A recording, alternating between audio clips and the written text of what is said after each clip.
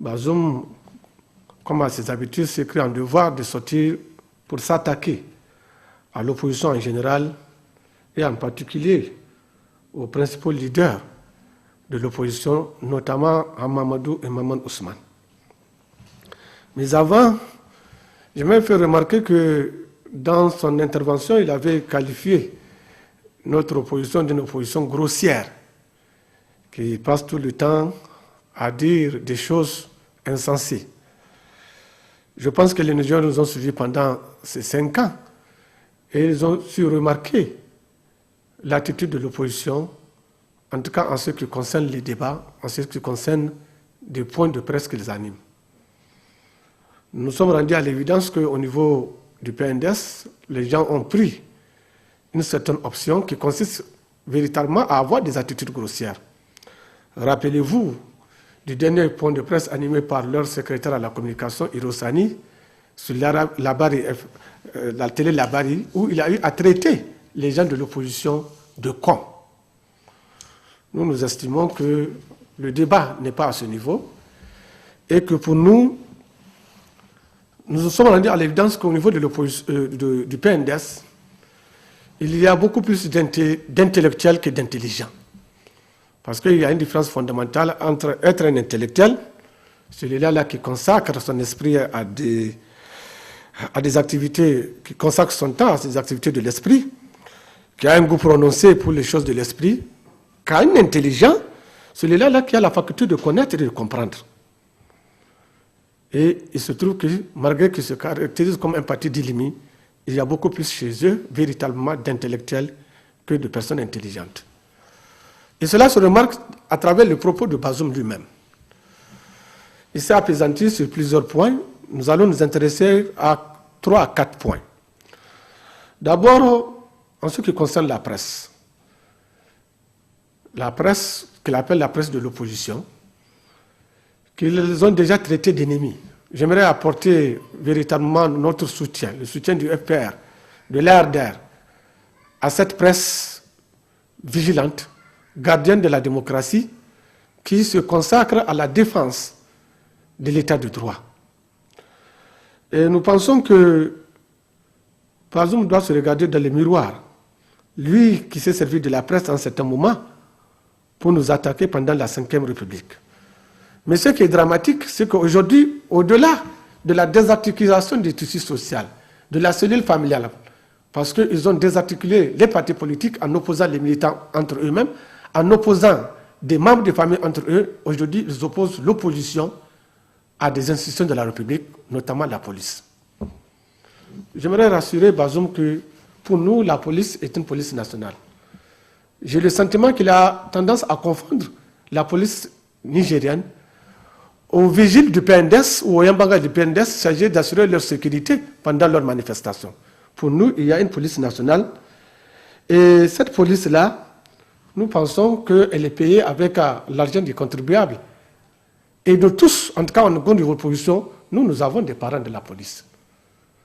Et nous avons apprécié le comportement de la police. En tout cas, nous avons eu à séjourner au niveau de la PJ ou de certains camps de la police et ils ont eu un comportement respectueux.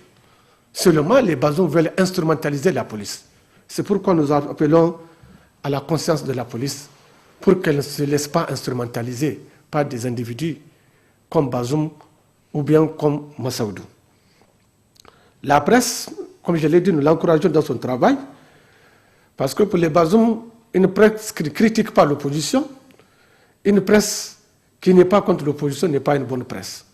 Vous vous rendez à l'évidence que la signature de la table, la montagne ou de la montagne de la table n'est que du marketing politique qui n'a aucune essence.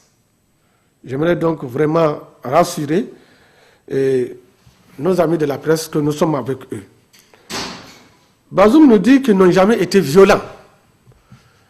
Je suis désolé. Je le rappelle 2 faits. Le premier fait, lorsque Sanoussi Jakou a été emprisonné, arrêté à la PJ, qui s'était autorisé à aller l'enlever à la PJ. Je pense que c'est le président Issoufou. Au niveau de l'opposition, lorsqu'un certain nombre de responsables de l'opposition ont été arrêtés, les militants ont voulu que les responsables de l'opposition, à leur tête, le chef de file, aillent les enlever. Ils ont dit que non. C'est une forme de violence qui ne dit pas son nom, ils ne le feront pas. Si ces militants-là, si la justice existe au Niger, ces militants-là seront libérés parce qu'on les reprochait. La preuve, ils ont été libérés. Le deuxième acte de violence qu'ils ont posé, eux, c'est qu'au Niger, seul le PNDS a appelé l'armée à renverser le régime. Ils l'ont fait ici. Je pense que lorsqu'un régime démocratique est là et lorsque vous demandez aux militaires de le renverser, il n'y a pas plus violent que vous. Donc, vous remarquez que fondamentalement, Bazoum a voulu opposer l'opposition aux forces de l'ordre, à la police, notamment Lumana. Et c'est là que je remarque la contradiction dans les propos de Bazoum. Il estime qu'il a dit dans son interview que Lumana est désarticulé, que Lumana a perdu des militants. Mais Lumana le fait peur. Lumana le fait peur. En même temps, il dit que le Lumana pose des actes de sape, mais en même temps, il dit que Lumana fait les choses à visage découvert. Je pense qu'il y a de la contradiction dans les propos de Bazoum. J'estime fondamentalement qu'au niveau de l'opposition, nous avons privilégié la loi et tous les actes que nous avons posés, nous l'avons posés conformément à la loi. C'est eux qui passent tout le temps à poser des manigas. Ils ont brûlé leur siège. Ils ont dit que c'est le Lumana. Avant-hier, vous les avez vus brûler leur bureau de leurs parlementaires. Ils ont à brûler le ministère de la Justice. Ils ont cherché des boucs émissaires qu'ils n'ont pas trouvés. Ils ont qualifié les gens de Lumana de terroristes. La justice les a blanchis. Je pense qu'ils doivent avoir de honte. Ils doivent avoir un peu de pudeur pour arrêter ce qu'ils sont en train de faire. Nous estimons pour nous que Lumana est un parti politique de l'opposition et qui a décidé d'inscrire sa lutte dans le cadre démocratique. Mais le PNDS a peur de perdre le pouvoir. Et tout ce qu'ils avancent, ils n'ont jamais eu la preuve. Ils n'ont jamais apporté la preuve de ce qu'ils avancent. J'aimerais attirer ici l'attention de la police, qu'elle est nationale. Qu'elle ne doit pas accepter d'être au service de certains individus parce qu'ils peuvent les pousser à poser certains actes. Et aujourd'hui, Dieu merci, il y a les tribunaux, les TPI, qui peuvent juger des individus lorsqu'ils arrivent à poser ces actes. Les Bazoum sont passagers, ils vont quitter. Dans 4 mois, 5 mois, ils vont quitter, plaise à Dieu. Et eux, la police, là, qui sont en train d'instrumentaliser, ils auront à rendre compte. Donc, j'appelle à leur sens de responsabilité, à leur sens de mesure, pour qu'ils entretiennent l'ordre en fonction, conformément aux lois et règlements de la République. Le deuxième point abordé par Bazoum, c'est le CNDP. Et nous avons entendu les contre-vérités évoquées dans son point de presse. Il a fait comprendre que si le Premier ministre refuse de convoquer le CNDP, c'est parce que tout simplement, pour lui, l'opposition veut usurper les prérogatives du CNDP. Et que ce que l'opposition demande, à savoir de discuter du fonctionnement de la CENI, de la séquence des élections, c'est s'attribuer les prérogatives de la CENI. J'aimerais, mes chers compatriotes, que nous revisitons un peu le décret créant le CNDP pour voir est-ce que les points que nous avons demandés sont en contradiction et constituent une usurpation des prérogatives du CNDP. C'est le décret 2014-03 PRN PM du 30 janvier 2004 qui crée le CNDP. Je vais m'appesantir fondamentalement en ce qui concerne l'article 3 du CNDP. Qu'est-ce qu'il nous dit? Cet article 3 nous dit que le Conseil national du dialogue regroupe les partis politiques légalement reconnus et le gouvernement. Chaque parti est représenté par son leader ou son représentant. Mais c'est surtout les attributions du CNDP qui nous intéressent. À l'article 5, on disait, afin de créer les conditions de stabilité et de consolidation des institutions démocratiques et républicaines, le Conseil est chargé de promouvoir un consensus autour des questions d'intérêt national et des principes démocratiques et républicains. À cet effet, le Conseil doit veiller à ce qu'une concertation s'instaure entre ses membres, notamment autour des questions ci-après. la Constitution. Ça veut dire que le CNDP est habilité à parler de la Constitution, qui est au-dessus de la CENI. La charte des partis politiques, le code électoral et la régularité des scrutins, les prérogatives constitutionnelles des institutions, je précise bien, les prérogatives constitutionnelles des institutions, l'accès équitable aux médias d'État, les droits de l'opposition, le code d'éthique politique, toute autre question d'intérêt national. Lorsque nous demandons de discuter du fonctionnement de la CENI et de la séquence des élections, est-ce que ce point-là s'inscrit dans les attributions du CNDP ou non? Le deuxième élément, comment les réunions du CNDP sont convoquées? Et je pense que c'est l'article 9 qui nous le dit. Le conseil du CNDP se réunit en session ordinaire avant chaque session ordinaire de l'Assemblée. Il fait obligation au Premier ministre de convoquer une session ordinaire à la veille de chaque session, ce qui n'a pas été fait avant-hier. Et en session, on sera donné chaque fois que besoin sur convocation de ce président. Il est convoqué également en session extraordinaire à la demande écrite et motivée, soit des partis politiques de la majorité, soit de l'opposition, soit de non-affiliés ou d'un quart des partis politiques légalement reconnus. Et lorsque les réunions sont convoquées, qu'est-ce qui se passe? Vous envoyez un ordre du jour et cet ordre du jour-là n'est pas modifié. Si le Premier ministre veut, il peut en ajouter. Mais on nous dit que non, notre ordre du jour ne tient pas et que c'est le Premier ministre qui se met à notre place pour nous dire la sémantique de l'ordre du jour. Comment nous allons le traduire? Comme si nous n'avons pas été à l'école. Je pense qu'il n'y a pas de sérieux. La raison, elle est simple. Ces gens estiment que le chronogramme là les arrange. Ils estiment que fondamentalement, le chronogramme les arrange et qu'il n'y a pas à revenir dessus. Parce qu'ils n'ont jamais eu le courage de discuter du chronogramme au niveau de leur mouvance. Parce qu'ils savent que les partis de la mouvance, à part le PNDS, n'aiment pas de ce chronogramme. C'est pourquoi ils se sont permis de tricher en corrompant les membres de la CENI, les représentants de ces partis politiques-là au niveau de la CENI. Nous l'avons dénoncé, la CENI l'a reconnu.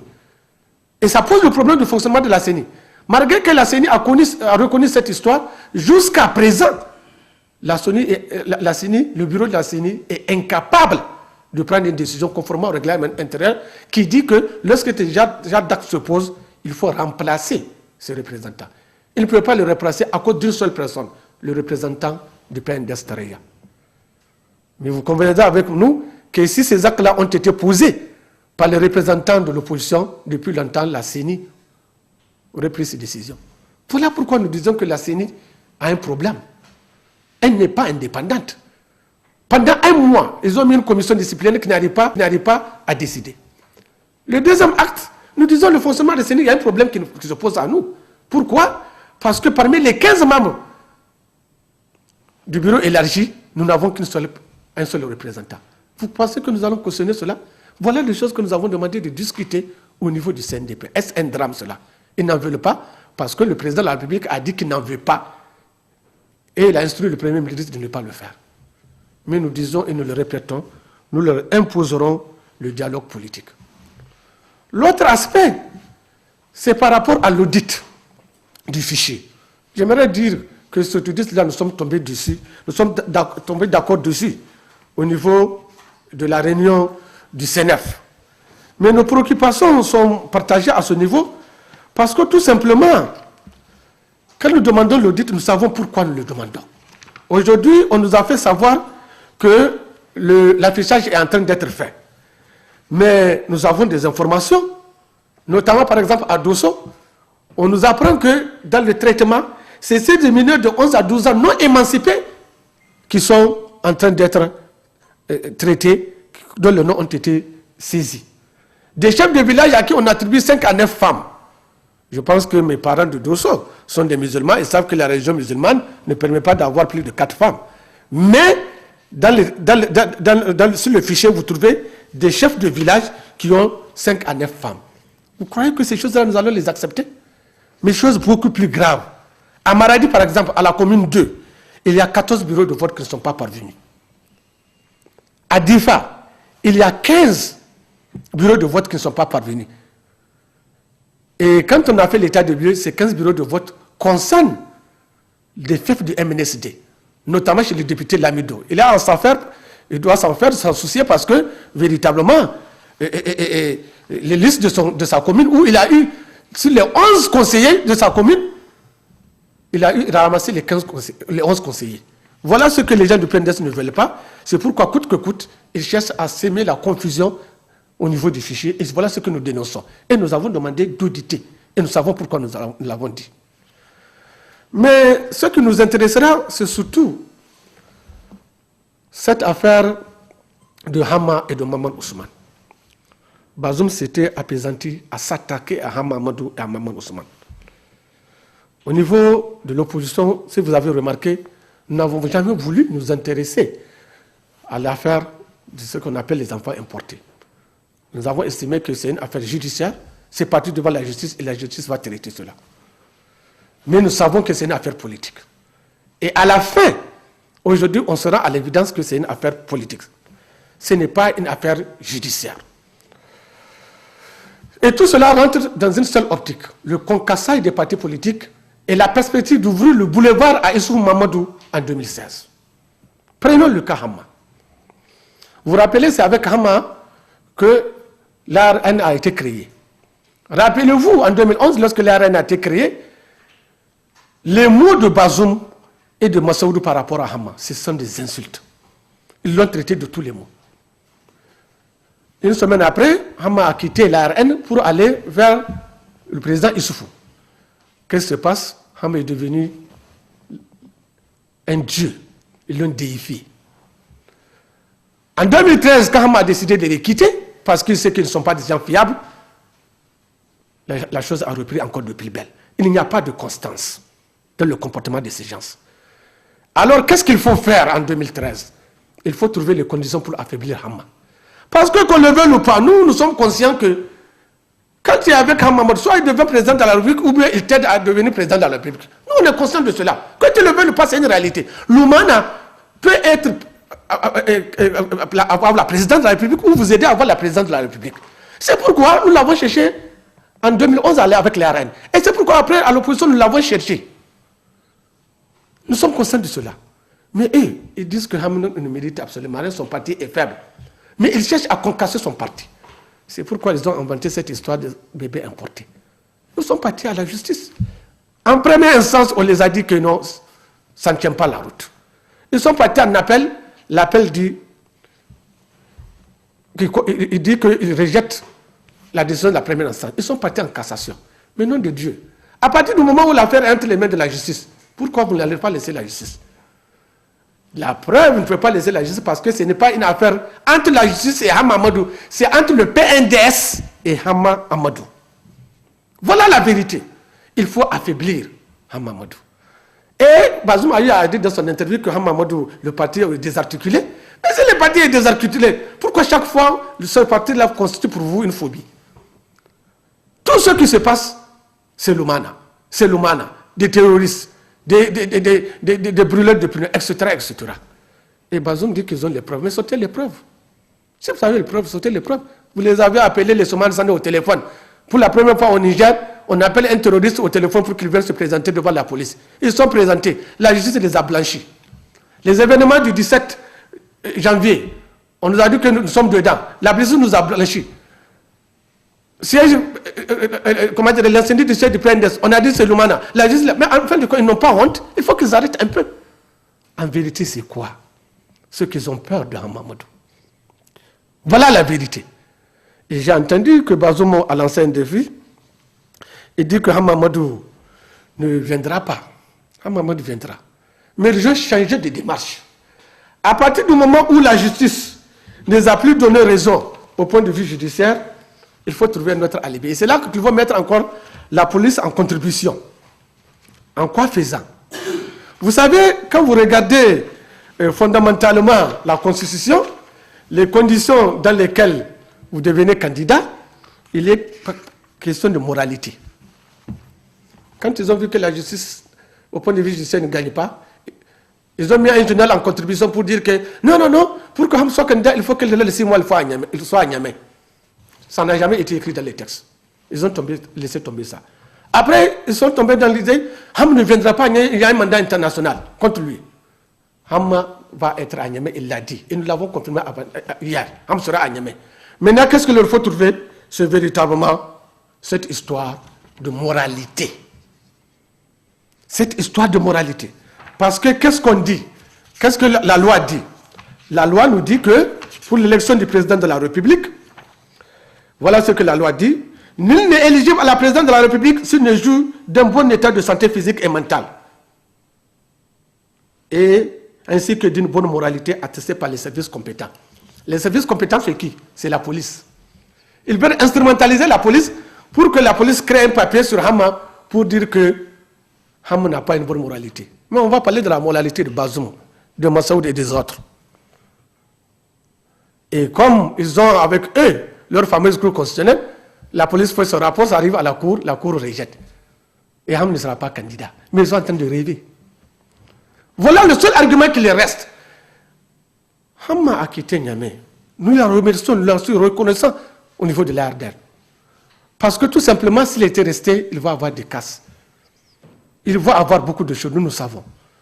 Il a quitté pour donner à l'opinion nationale et internationale l'occasion de constater que ce n'est pas une affaire judiciaire, c'est une affaire politique. Aujourd'hui, ils peuvent venir tranquillement. Ils peuvent l'arrêter. Mais chaque chose a son contraire. Si vous arrêtez quelqu'un, c'est que vous allez le libérer.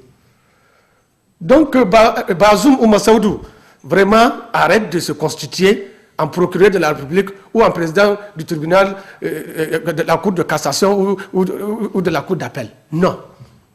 Hamou Mahmoud sera là, Inch'Allah, et nous allons l'accueillir. Nous allons l'accueillir. On va voir, nous, parce que nous avons décidé d'accueillir un leader du FPR, est-ce que cela va être une occasion pour faire un bain de sang? En quoi ça va être un bain de sang? On me dit ça à l'aéroport, on l'accueille, on l'emmène chez lui. Si vous voulez, après, il faut aller l'arrêter. Mais si vous voulez causer un bain de sang, allons-y. Mais on sera à Niamey. Elle sera candidat. Cette histoire de moralité, là, ça ne tient pas. Trouvez autre chose, mes chers amis du PNDS Tareya. Donc, voilà, en fait, cet acharnement contre Hama, ce n'est rien d'autre que l'empêcher d'être candidat. Ils ont fait ça un peu contre, comment on appelle ça, Bakari, le député Bakari. Une histoire fabriquée de toutes pièces. De toutes pièces. En croyant que Bakari ne va pas venir au Niger. Nous, quand il est venu, nous l'avons accueilli à l'aéroport. Jusqu'à présent, il est là. En conseil des ministres, 70% des ministres ont dit au président de la République, cette affaire de Bakari ne tient pas la route. Mais il a persisté. C'est là, honte toute but, il ne peut pas arrêter Bakari parce qu'ils savent que c'est faux. De la même façon que Bakari est rentré, Hamamoud va rentrer, il sera candidat. Et plaise à Dieu, si Dieu le permet, il va être élu, ou bien ça va être quelqu'un de l'opposition qui va être élu avec la bénédiction de l'Oumana. Plaise à Dieu. En même temps que Hama est élu, ou bien il est à être élu, et ils vont prendre leur rôle quotidien auquel ils sont habitués, c'est-à-dire l'opposition, Inch'Allah. Par rapport à Mamoun Ousmane, je ne vais pas rentrer dans les détails de cette histoire, mais regardez l'argumentaire de Bazoum et de Massaoudou. À partir du moment où la Cour de cassation a dit que Lebo a raison, Mamoun Ousmane n'est plus le président du parti. Mais c'est archi faux. La Cour de cassation n'a pas dit que Lebo a raison. Ce qui a été attaqué, c'est le congrès de Zander, organisé en 2011. La Cour de cassation a annulé ce congrès. Mais la Cour de cassation n'a jamais dit que j'ai annulé ce congrès et Lebo est président du parti. La Cour ne l'a pas dit. La Cour ne l'a pas dit. Quand la Cour annule un congrès, c'est qu'il faut organiser un autre congrès. Donc, et la Cour n'a jamais dit, je donne la légitimité du parti à Labo. La Cour ne l'a pas dit. Ce qu'il a fait, c'est organiser un congrès. Et qui va organiser un congrès au niveau du CDS Rama? Je ne suis pas du CDS, mais en tant que porte-parole de l'opposition, je me suis arrêté à voir les textes du CDS. C'est le président du parti qui convoque un congrès. Un vice-président ne peut pas convoquer un congrès. C'est clair et net, c'est dit dans leur texte. Le bois a convoqué un congrès, pas lui, mais Alambey. Et il y a 8 vice-présidents au niveau du CDS. Il n'y en a pas un. Sur la base de quoi Médaille Alambey peut convoquer un congrès. Je n'ai pas voulu parler de ce parti comme ça, mais à partir du moment où les Bazoum se sont immixés, le FPR s'immixe aussi dans cette affaire. Parce qu'il faut dire la vérité aux Nigériens. Alors, Alambey a convoqué une réunion qu'il ne peut pas convoquer. Les textes le disent de manière claire et nette. Leur règlement intérieur et leur statut. Le congrès où les réunions sont convoquées à la majorité des 4/5 des membres, qui sont au nombre de 185, ou à la demande des 2 tiers des membres de l'Assemblée générale de la délégation nationale pour délibérer sur un ordre du jour précis.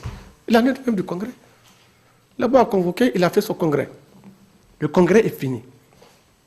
Ousmane a attaqué le Congrès. En première instance, on a dit, le tribunal de grande instance a dit que les voix a raison. Mais les voies de recours sont là. Et Ousmane a attaqué, comment on appelle ça, un appel. Et voilà ce que la loi dit. Parce que ce que nous faisons au niveau de l'ADER, du FR, c'est conformément à la loi. La loi nous dit que, fondamentalement, lorsque vous êtes attaqué au terme de l'article 2523 du Code de procédure pénale, l'appel d'un jugement interjeté dans le délai a pour effet d'en suspendre l'exécution, à moins qu'il n'ait été assorti de l'exécution provisoire. La décision qui a été prise par le tribunal de, comment dirais-je, le jugement 229 du 29 avril, qui donnait raison à Labo, n'est pas suivi d'une exécution provisoire.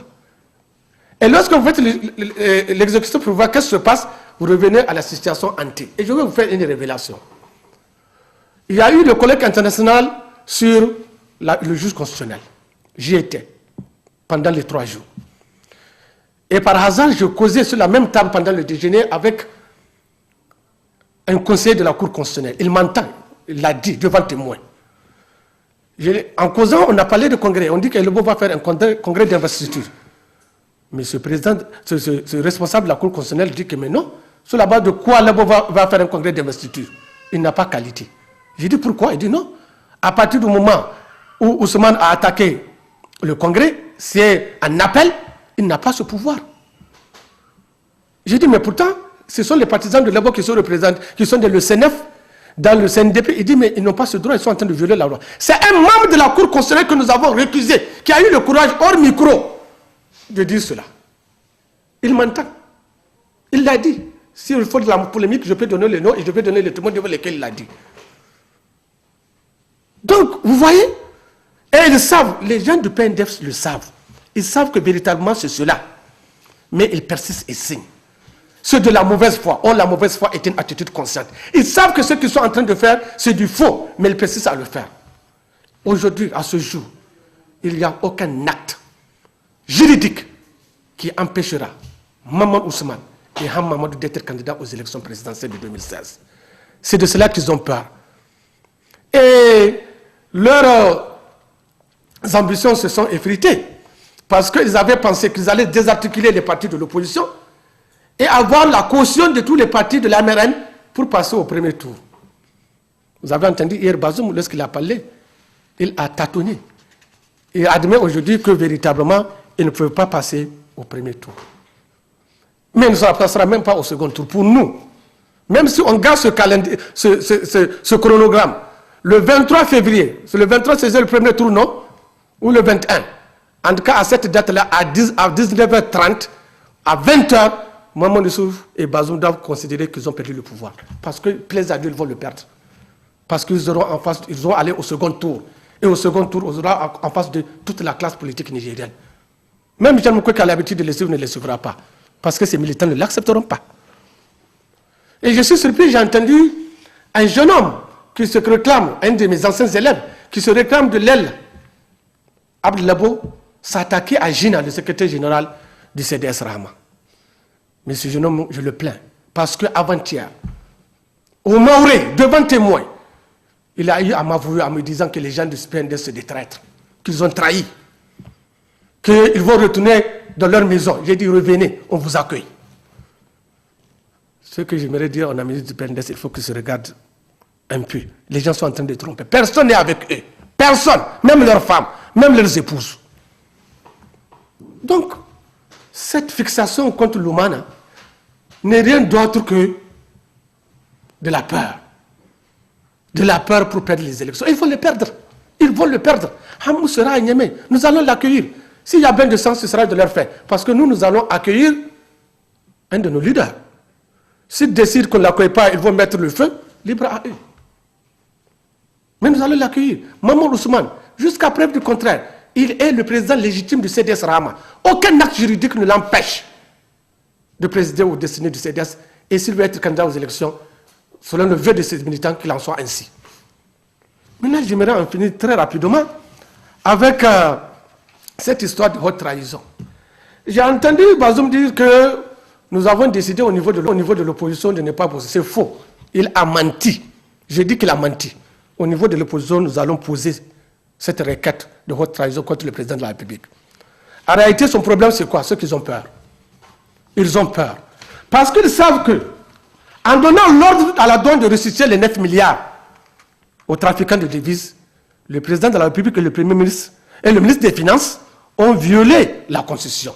Mais au-delà de la Constitution, ceux qui ont violé la loi 2473 du 4 décembre 2014, portant loi des finances pour l'année 2015 à son article 16. Et qu'est-ce que l'article 16 dit? L'article 16 de la loi des finances dit, sans préjudice des sanctions prévues par la loi, il est interdit à tout président d'institution ou ministre d'intervenir en faveur des organismes relevant de sa tutelle dans le but d'interrompre ou d'empêcher la mise en œuvre des procédures légales et réglementaires de recouvrement reconnus au comptable public. Et c'est ce qu'ils ont violé, ce qu'ils ont fait. Si ça cherche leur tête, il y aura cette procédure. Il a reconnu qu'il n'y a pas de procédure à la matière. C'est vrai, on est d'accord. Mais ce que nous avons dit lorsqu'il s'est agi de la motion de défense contre Hama, nous avons dit qu'il n'y a pas de procédure. Ils le savent très bien. Nous avons dit qu'il faut d'abord amender les thèses, ils ont refusé. Comme ils ont la complicité de la Cour constitutionnelle, ils ont détourné. Je pense que cette sortie, si la Cour constitutionnelle est juste, elle va aussi trouver un mécanisme, comme elle s'est attribué un rôle, celui de la régulation du pouvoir public, elle va trouver un mécanisme pour que le président de la République soit mis en accusation, comme elle l'a fait pour Hama, pour le destituer. Mais nous disons que Bazoum est très mal placé pour parler de moralité. Comment elle peut nous parler de moralité? Lui, qui avec sa nièce, ont eu à sucer jusqu'à la moelle épinière le fils de Kadhafi, après ils l'ont remis comment on appelle ça, aux Libyens. Il va nous parler de moralité. Lui qui a fait des faux passeports en faisant naître des Libyens 2 fois, il va nous faire parler de moralité. Lui, véritablement, qui a eu à mettre sur le compte de sa fille plus d'1 milliard de francs CFA, il va parler de bonne moralité. S'il vous plaît. Et comment dirais-je, tout ce bien que Bazoum a, les châteaux qu'il a achetés, on sait ça. Ces châteaux qu'il a achetés, où est-ce qu'il a eu l'argent? Regardez, je vais vous prendre un exemple. Un ministre de la République, à l'état actuel, a à peu près 2 millions. Je prends 2 millions. En touchant 2 millions par mois, le ministre qui est nommé par le gouvernement de Soumou Amadou, en 2011 jusqu'en 2016, aura totalisé 60 mois de service. Vous faites 60 mois, vous le multipliez par ces millions. En tout et tout, il ne peut avoir que 120 millions pendant ces 5 ans. 120 millions. Pourtant, Bazoum a transféré 1 milliard sur le compte de sa fille. Où est-ce qu'il a eu l'argent là? Il l'a volé. Mauvaise moralité. Les policiers doivent noter. Il ne doit pas être candidat aux élections législatives. Bazoum a acheté un appartement à Marrakech, au Maroc. Où est-ce qu'il a eu l'argent? Mauvaise moralité. Je fais abstraction de mon grand frère Karidjo, qui parle en amont et en aval et qui distribue en amont et en aval. Non, soyez sérieux. Je pense qu'il faut que les gens aient un peu de pudeur. Ils ne peuvent pas parler de moralité. Ce dont ils ont peur, c'est ce que Bazoum a évoqué au cours d'une réunion. Lorsqu'il a dit aux gens, retournez sur le terrain. Parce que si nous perdons le pouvoir, nous allons tous partir en prison. Mais vous allez perdre le pouvoir. J'ai dit, à 20h, le premier tour des élections, à 20h présidentielle, vous allez perdre le pouvoir. Inch'Allah, plaise à Dieu.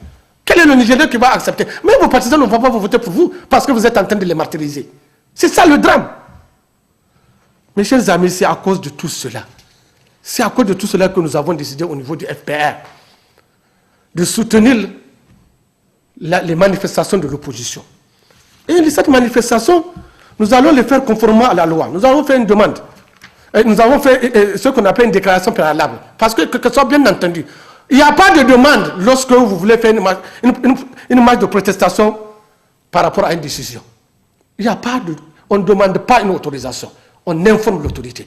Nous disons donc que nous avons informé les autorités, conformément à l'ordonnance 2010-84 du 16 décembre portant charte des partis politiques. Cette marche-là aura lieu, Inch'Allah, le dimanche. Nous informons les autorités et nous sommes une organisation responsable qui est censée organiser l'ordre et la discipline de nos militants. S'ils disent que nous sommes disloqués, que les partis politiques de l'opposition ne peuvent rien, qu'ils ne se mêlent pas de notre marche, nous allons les montrer que pas Niamey, le Niger c'est pour nous. Nous avons la légitimité, et à partir de février, nous aurons la légalité. Donc, j'aimerais rassurer nos militants qu'il n'y a pas de problème à ce niveau. Nous allons continuer la lutte. que nous avons décidé de ne plus nous laisser intimider par les propos de Bazoum ou véritablement les propos de Massaoudou. Nous comprenons. Vous ne pouvez pas mourir sans être fébrile. C'est le dernier balbutiement des morts. Parce qu'inévitablement, ils vont partir de dans la manière la plus démocratique. Ils le savent très bien. Ce n'est pas les 200 millions qu'ils cherchent à corrompre les leaders de la MRN ils vont prendre leur argent et battre campagne pour eux-mêmes. Et peut-être normalement, ils vont même nous donner dans cet argent, on les encourage. Mais une chose je suis sûre, ces gens-là vont partir. Et il y aura, et plaise à Dieu, en 2016, la candidature de Sen Omar, de Hamamadou, de Maman Ousmane, de Madame Bayard, de Max et peut-être même de Salatou. C'est clair et net. Je vous remercie.